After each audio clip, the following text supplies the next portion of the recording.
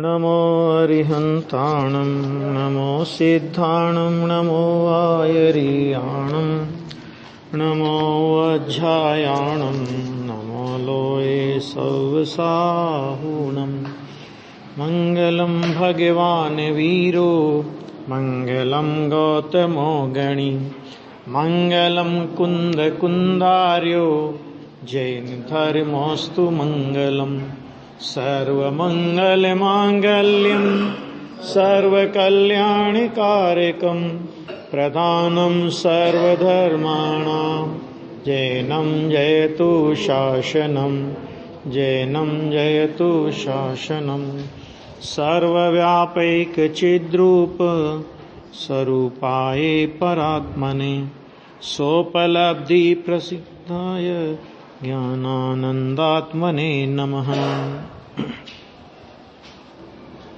चर्चा अपनी ये चल रही थी 133 और 134 नंबर की गाथा है और उसमें शेष मूर्त द्रव्यों के गुणों की चर्चा चल रही थी। उसमें कल हम लोगों ने धर्म द्रव्य का गुण गति हेतुत्व है तो अन्य द्रव्य का वो गुण क्यों नहीं है, धर्म द्रव्य का ही क्यों है ना। तो इसकी मीमांसा आचार्य देव ने की थी और उस पर अपनी चर्चा हुई थी। अब इसके बाद आज अधर्म द्रव्य की चर्चा है और जैसा कि कल कहा था कि देखो आगम में कितने स्थूल कथन आते हैं कि धर्म द्रव्य गति में निमित्त है ना। सच में धर्म द्रव्यों के अनंत गुणों में एक गुण है गति हेतुत्व नाम का और उस गुण की एक समय की पर्याय वास्तव में निमित्त तो वो है, क्योंकि द्रव्य और गुण कभी निमित्त नहीं होते। फिर भी उपचार कथन के लिए उस पर्याय का उपचार गुण पे करके और गुण का उपचार द्रव्य पे करके धर्म द्रव्य गति में निमित्त है ऐसा बोला जाता है ना। तो ये चीज सब में समझ लेना चाहिए, ठीक है ना, क्योंकि नहीं तो जिनागम से विरोध आएगा।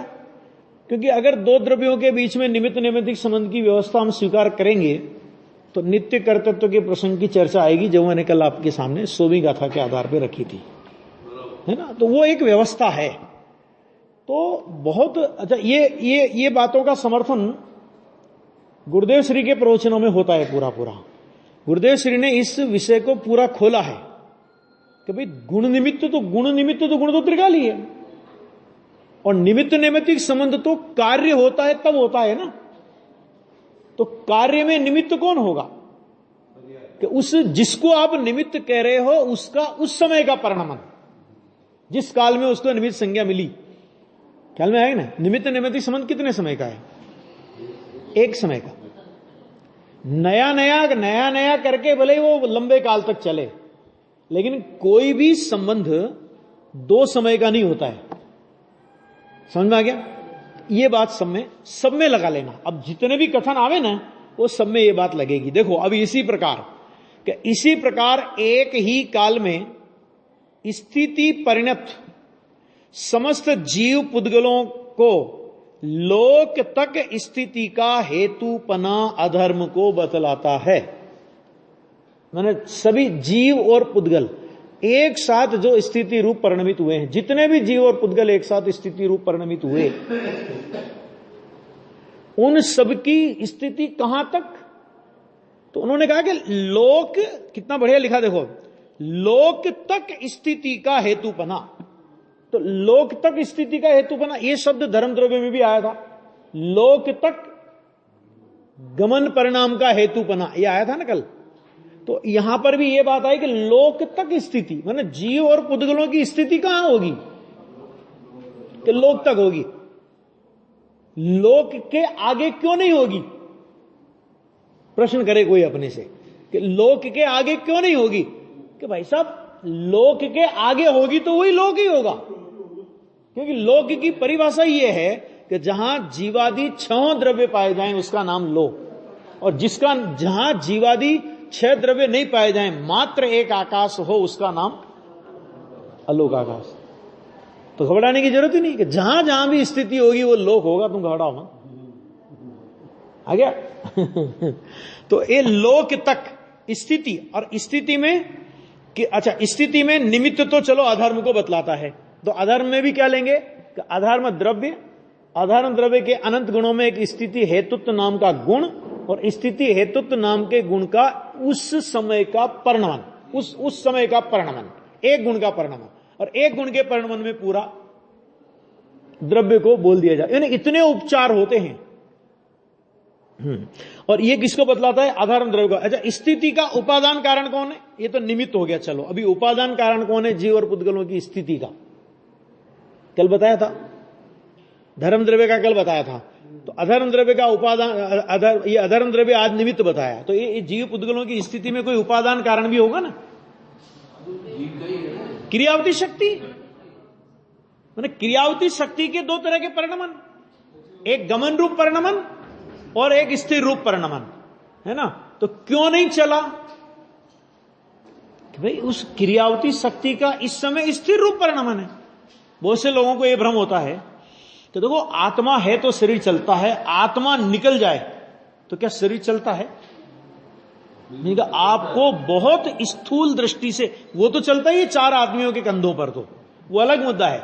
उसके अलावा भी जिनागम खोल के पढ़ें, उस मृतक शरीर जिसमें से आत्मा निकल गई है,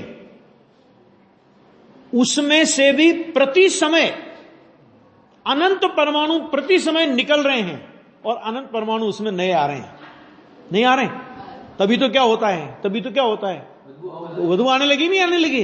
वो परिणमन हुआ कि नहीं? तो परमाणु आए कि नहीं आए? ये सारा अब हमको लगता है कि नहीं साहब वो तो, अरे गति का मतलब यही थोड़ी कि यहां से उठ करके यहां जाके जाए और हमें दिखाई दे तो ही गति है, हमें दिखाई नहीं दे तो गति नहीं है। कितने परमाणु हर समय अपने शरीर में आ रहे हैं और कितने परमाणु शरीर में से जा रहे हैं, नहीं वो उसका ध्यान नहीं होता। और उस समय क्यों नहीं चला साहब? वो 4 आदमी आए, उन्होंने कंधों पर उठाया तो ही क्यों चला? कि भाई साहब इतने समय तक आपके पास यदि केवल ज्ञान होता तो आप केवल ज्ञान में देख लेते कि इस शरीर में जितने परमाणु हैं उनके उन परमाणुओं की उस समय स्थिर रूप परिणमन की योग्यता थी, और इधर उनके गमन रूप परिणमने की योग्यता हुई, है ना? और उधर वो 4 आदमी भी अपने को दिखाई दिए। तो स्थूल दृष्टि से देखने पर ऐसा देखते हैं अपन कि इन 4 आदमियों ने उठाया और इन्होंने कंधे पर रखा, और इसलिए वो मुर्दा वहां से वहां तक गया। सवाल ही नहीं है, वो अर्थी पर नहीं है, कंधे की बात तो छोड़ो। वो उस मुर्दे का एक एक परमाणु अपने आधार नाम के गुण से है। कर्ता, कर्म, करण, संप्रदान, अपादान, अधिकरण। अधिकरण माने आधार। तो वो मुर्दा किसके आधार से रहा है? कि लोगों के कंधों के आधार की बात छोड़ो, अर्थी के आधार की बात छोड़ो, वो अपने आधार से रहा है। अधिकरण है ना, उसमें नाम का गुण है कि नहीं? भाई तत्व ज्ञान जब हम पढ़ेंगे तो यही तो बातों का समाधान होगा। अरे ऐसा कैसे, ऐसा कैसे, ये क्या मतलब हुआ ऐसा कैसे? उसमें अधिकरण नाम का गुण है कि नहीं? तो अधिकरण का मतलब क्या होता है? अधिकरण माने किसके आधार से है? तो अधिकरण नाम का गुण है तो वो ये बताता है कि इसका हर परमाणु अपने आधार से है, उसका दूसरा कोई आधार नहीं है। तो वो गमन कर रहा है तो भी अपने आधार से, वो स्थिर है तो भी अपने आधार से, वो जल रहा है तो भी अपने आधार से, जो कुछ हो रहा है वो अपने आधार से हो रहा है। गुरुदेव श्री इसीलिए उदाहरण देते थे कि ये जो आदमी चलता है ना, जमीन पर चलता है ना, ये ऐसा बोलते थे कि जमीन पर चलता है ना, कि ये पैर जमीन को नहीं छूता। अब कैसे समझ में आई ये बात? और ये समझ में आए बिना समय दर्शन हो नहीं सकता।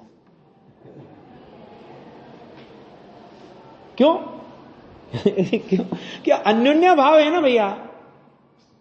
इस पैर रूप परमाणुओं का मतलब ये जो पैर है ये परमाणुओं की वर्तमान दशा है, ये जमीन है ये परमाणुओं की वर्तमान दशा है, और दो पुद्गल द्रव्यों की वर्तमान पर्याय, एक पर्याय क्या है कि पैर, एक पर्याय क्या है जमीन, और दो पर्यायों के दो माने पुद्गलों की वर्तमान पर्यायों के बीच में कौन सा अभाव है?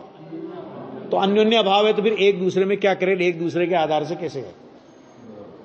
और ये हम थोड़ी कह रहे, ये बात आचार्य समंतभद्र ने कही।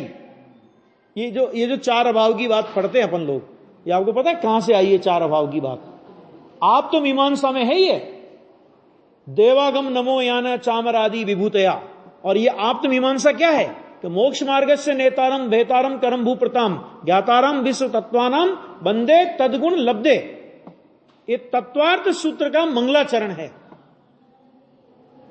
और उस मंगलाचरण के ऊपर 142 श्लोक प्रमाण आप तो मीमांसा लिखी है समंतभद्र आचार्य ने।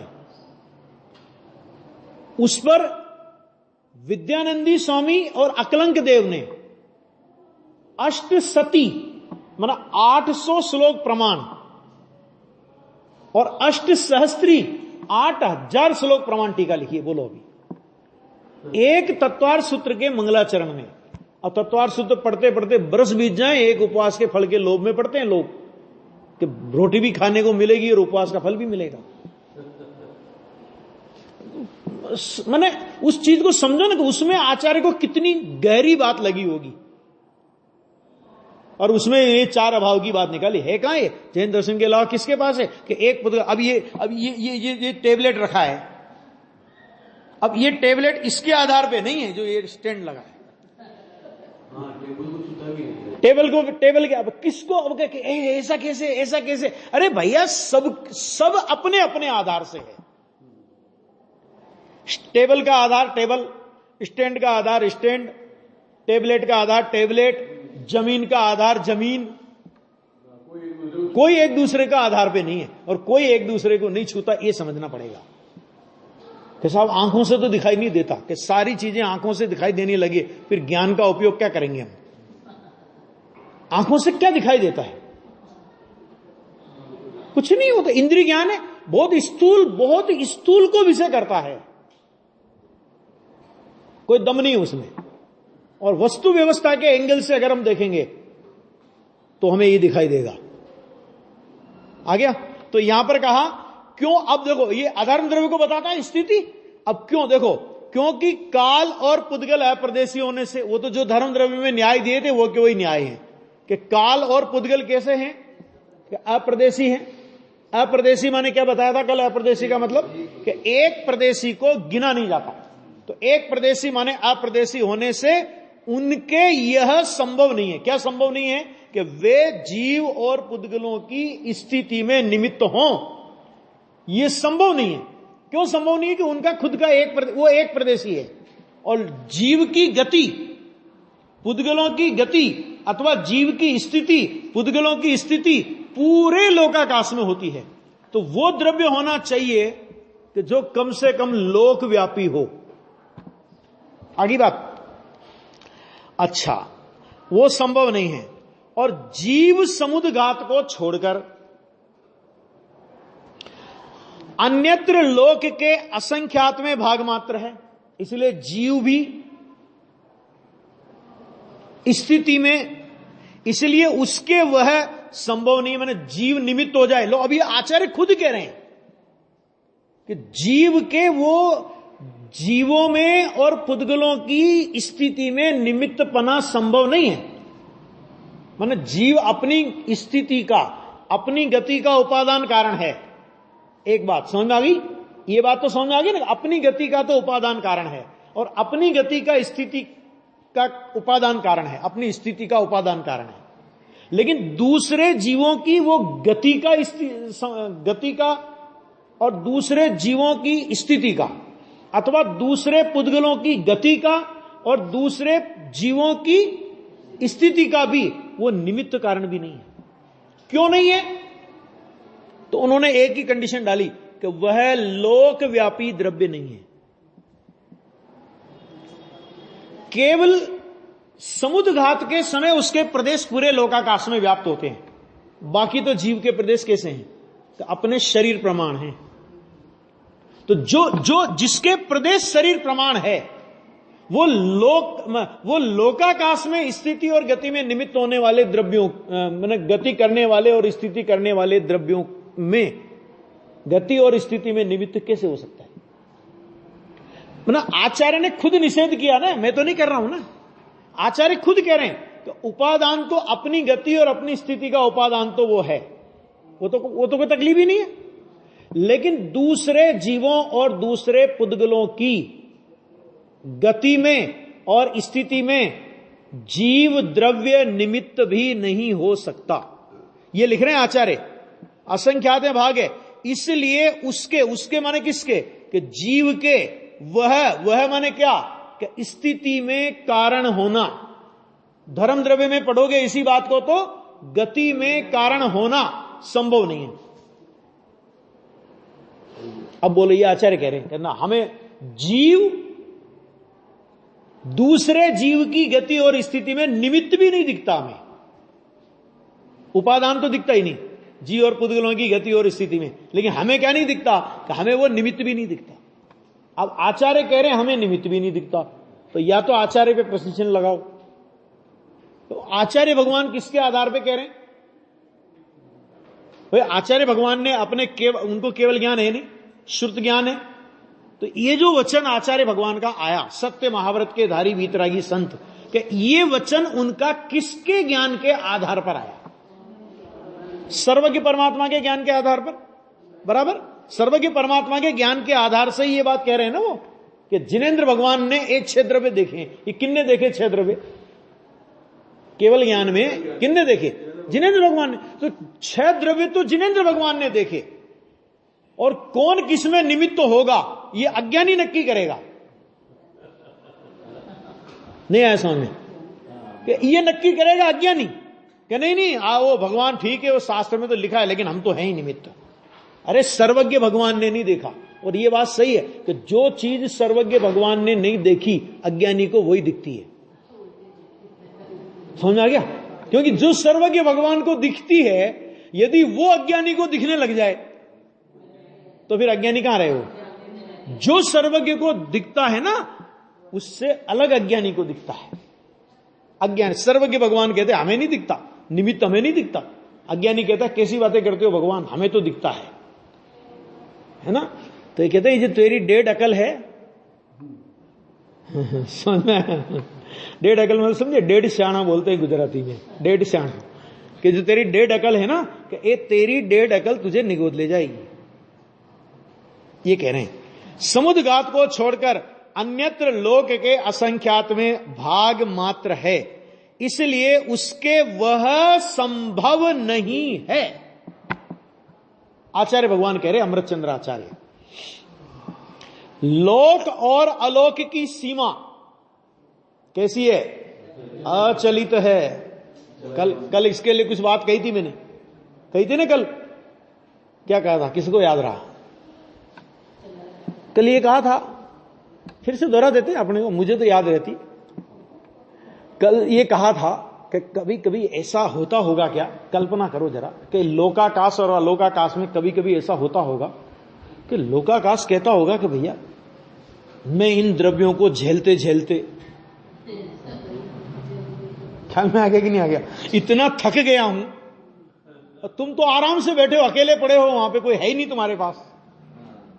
तो ऐसा करो, तुम मेरी जगह आ जाओ, माना अलोकाकाश लोकाकाश की जगह आ जाए, ख्याल में आया, और लोकाकाश अलोकाकाश की जगह आ जाए। ऐसा हो सकता है? आचार्य भगवान कहते हैं कि लोक और अलोक की सीमा कैसी है? अचलित। उसको आप चलायमान नहीं कर सकते। ऐसा नहीं कर सकते कि भाई लोक में द्रव्य बढ़ गए हैं जरा, नहीं होता। अपने क्या है, बिजलिया में पहले कितना सा छोटा सा गांव था, है ना, एक परकोटे के बाहर, परकोटे के अंदर अंदर ही अपन सब लोग, गांव के लोग रह लेते थे, हैं, और अब कहां तक बस गया आप सोच लो जरा, है। तो ऐसे कभी लोक में द्रव्य बढ़ जाए और लोक में उनको रहने के लिए जगह कम पड़े, तो आखिर है तो आकाश ही। थोड़ा ध्यान रखे अपने आकाश का कि चल कोई बात नहीं, तेरे पास जगह कम पड़ रही है तो मैं तेरे को कुछ जगह देता हूं। ऐसा हो सकता है? क्यों नहीं हो सकता? अभी इसीलिए अभी ये सब बुद्धि के प्रश्न चलेंगे। अब क्यों नहीं, क्यों नहीं हो सकता? पहले ये बताओ। लोक का द्रव्य वो तो ठीक है, मैं समझ गया आपकी बात, लेकिन क्यों नहीं हो सकता? इतना मैनर्स तो आकाश में होना चाहिए कि भैया पहली बात तो ये कि लोक के द्रव्यों की संख्या कभी घटती बढ़ती ही नहीं। आप प्रश्न ही गलत कर रहे हो। संख्या फिक्स है। जीव अनंत हैं तो वो अनंत उतने ही अनंत रहेंगे। अनंत में भी कितने? कि जितने अनंत हैं उतने ही अनंत रहेंगे। एक जीव कम नहीं होगा और एक जीव बढ़ेगा नहीं। तो साहब वो अरे जगह कहां ज्यादा हो जाएगी, कम हो जाएगी? लोकाकाश का द्रव्य लोकाकाश से बाहर जाता नहीं, तो लोकाकाश में कम कैसे पड़ेगी, ज्यादा कैसे पड़ेगी? कुछ भी क्यों होगा? पुद्गल द्रव्य भाई ज्यादा चक्कर तो दोनों का ही है ना। धर्म अधर्म आकाश तो वैसे ही एक एक है, और काल द्रव्य ने तो अपनी पूरी व्यवस्था जमाई रखी है। जीव और पुद्गली तो है, तो किसी द्रव्य की संख्या कम होती है नरेंद्र जी? अनादि अनंत वही संख्या रहती है, और किसी पुद्गल की संख्या कम होती है। तो फिर ये प्रश्न ही कहां उठा कि लोकाकाश में जगह कम पड़ जाए तो अलोकाकाश जगह देगा कि नहीं देगा? कि भाई जरूरत ही नहीं है। इसलिए लोक और अलोक की सीमा कैसी है कि अचलित होने से आकाश के वह संभव नहीं है। क्या संभव नहीं है आकाश के? क्या विषय चल रहा है? अरे नहीं, क्या आकाश के क्या संभव नहीं है? कि जीव और पुद्गलों की स्थिति में निमित्त होना आकाश के संभव नहीं है। वो सिद्धि कर रहे हैं ना। सिद्धि क्या कर रहे हैं? अधर्म द्रव्य की सिद्धि कर रहे हैं कि ये जो स्थिति हेतुत्व नाम का गुण है, ये अधर्म द्रव्य में ही क्यों है, जीव में क्यों नहीं है? तो उसका उत्तर दिया कि जीव, क्या उत्तर दिया? फिर से दोहरा देता हूं मैं कि जीव समुद्रघात के अलावा, समुद्रघात में तो लोकव्यापी उसके प्रदेश फैलते हैं, लेकिन समुद्रघात तो कभी कभी होता है, बहुत वर्षों में, है ना। तो वो माने शरीर प्रमाण माने लोक के असंख्यातवें भाग में आ जाता है। तो जिन जीवों और पुद्गलों की स्थिति पूरे लोक में होने वाली है या होती है, उसमें निमित्त वो इतने से क्षेत्र में रहने वाला द्रव्य कैसे हो जाएगा? एक पुद्गल और काल द्रव्य क्यों निमित्त नहीं होते? क्योंकि वो अप्रदेशी हैं, एक प्रदेश वाले हैं। अच्छा, आकाश द्रव्य क्यों निमित्त नहीं होता? अभी आ रहे हैं, देखो उसके आया ना कि देखो उसके वह संभव, ये आया था कल ऊपर, बहुत अच्छा आया था इसका, कि अगर आकाश द्रव्य अगर निमित्त होगा तो लोक और अलोक की मर्यादा तो अचलित है, तो अगर आकाश द्रव्य निमित्त होगा तो जहां जहां आकाश है, क्या कहा, समझ में आया कुछ? जहां जहां आकाश है वहां वहां जीव और पुद्गलों का गमन होगा। तो लोक और अलोक की जो अचलित मर्यादा है वो कहां रहेगी? फिर वो तो खत्म हो गई। फिर तो अलोकाकाश, जिसे हम अलोकाकाश बोल रहे हैं, वहां भी निर्बाध गति से घूमने जाएंगे जीव और पुद्गल, और वहीं जाएंगे, क्योंकि लोकाकाश तो देखा हुआ है उनने। लोकाकाश के तो एक एक प्रदेश पर जन्म लिया है। क्यों लोकाकाश का कोई प्रदेश छोड़ा? क्षेत्र परावर्तन करते हुए लोकाकाश का कोई प्रदेश छोड़ा? अरे नहीं छोड़ा, वो तो अलोकाकाश ही तो है। और अपने को भी होता है ना, लोक में नहीं होता अपने को कि जो चीज अपन ने देख ली हो उसे क्या देखें, नई चीज देखने का मन होता है, अलोकाकाश में घूमेंगे फिर तो। ऐसा कभी हो सकता नहीं। इस हाँ जी, नहीं, एक प्रदेश में जीव अनंत नहीं रह सकते। अंगुल के असंख्यातवें भाग में रहेंगे। उनकी अवगाहना, जीव की अवगाहना कभी एक प्रदेश में नहीं आ सकती। आकाश के एक प्रदेश में जीव की अवगाहना नहीं आ सकती। पुद्गल परमाणु की आ सकती है। क्यों? क्योंकि जीव कितना भी माने संकुचित हो जाए, समझ आ गया, एक प्रदेश पर जीव के असंख्य प्रदेश कभी नहीं आते। लोकाकाश तो असंख्यात प्रदेशी है। हाँ, इसमें अनंत जीव रह रहे हैं। हाँ, तो फिर असंख्यात प्रदेश में नहीं तो अनंत तो रह सकते हैं ना। ये जैसे ये आपका कमरा है, इसमें एक ट्यूबलाइट का प्रकाश और 50 ट्यूबलाइट का प्रकाश डाल दो, उससे क्या फर्क पड़ा? संख्या से नहीं है ना, संख्या से मतलब सबको अलग अलग रूम थोड़ी अलॉट किए हुए हैं लोकाकाश में। नहीं आया समझ में? आ गया? आप कह रहे थे ना, अगर एक प्रदेश में अनंत परमाणु रह रहे हैं, अगर वो परमाणु उस प्रदेश से निकल के सब फैल जाए तो फिर तो लोकाकाश शुरू हो जाता है। नहीं, क्या है परमाणु में ऐसी, क्योंकि देखो परमाणु एक प्रदेशी है, पहले तो ये समझ लो कि परमाणु एक प्रदेशी है, और अनंत पुद्गल परमाणुओं का स्कंद सूक्ष्म रूप परिणमन करे तो एक प्रदेश पर वो सारे परमाणु ठहर रह सकते हैं। मतलब ये है कि वो कपड़े की तप्पी लगती है, वैसे तप्पी नहीं लगती। नहीं, वो अलग, ऐसा नहीं है, वो एक ही प्रदेश में सारे परमाणु आ सकते हैं आकाश के। क्यों? उसका कारण है कि परमाणु खुद ही एक प्रदेशी है, तो सिकुड़ेगा तो कितना सिकुड़ेगा, कि सिकुड़ेगा तो एक प्रदेश सिकुड़ेगा, और जीव असंख्यात प्रदेशी है, तो असंख्यात प्रदेशी है तो सिकुड़ेगा तो भी असंख्यात में भाग में ही सिकुड़ेगा, क्योंकि आ गया नहीं, कभी नहीं आएगा एक प्रदेश में। इसलिए निगोदिया की जो अवगाहना है ना, अरे असंख्यात भी केवल ज्ञानी के, मतलब अपन लोगों के ज्ञान का, निगोदिया की अवगाहना कितनी मानी गई, कितनी छोटी सी अवगाहना है। आलू में सुई की नोक के बराबर टुकड़े में असंख्यात औदारिक शरीर, अंडर पुलवी आवास, वो तो मैं गौण कर रहा हूं अभी, लेकिन असंख्यात औदारिक शरीर, और एक शरीर में तीनों काल के सिद्धों से अनंत जीव, और वो उनकी अवगाहना भी अंगुल के असंख्यात भाग ऐसे कुछ बोली गई है ना, एक प्रदेश नहीं है। हाँ। तो आकाश के वो संभव नहीं है, और विरुद्ध कार्य का हेतु होने से, धर्म द्रव्य तो स्थिति से विरुद्ध कार्य का निमित्त है ना, तो धर्म द्रव्य माने गति में भी निमित्त हो और स्थिति में भी निमित्त हो, ऐसा हो नहीं सकता।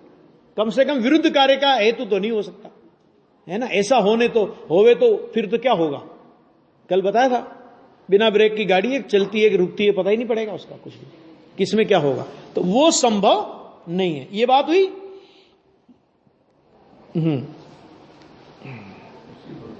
हाँ, इसी प्रकार काल के अतिरिक्त शेष समस्त द्रव्यों के प्रत्येक पर्याय में समय वृत्ति का हेतुपना काल को बतलाता है। हम बोले ना एक समय की पर्याय, क्या बोला हमने, एक समय की पर्याय, एक समय की, तो एक समय पना, ये किसको बताया उसने, काल की प्रसिद्धि होगी ना। हाँ, क्योंकि उनके समय विशिष्ट वृत्ति, फुटनोट देख लो जरा,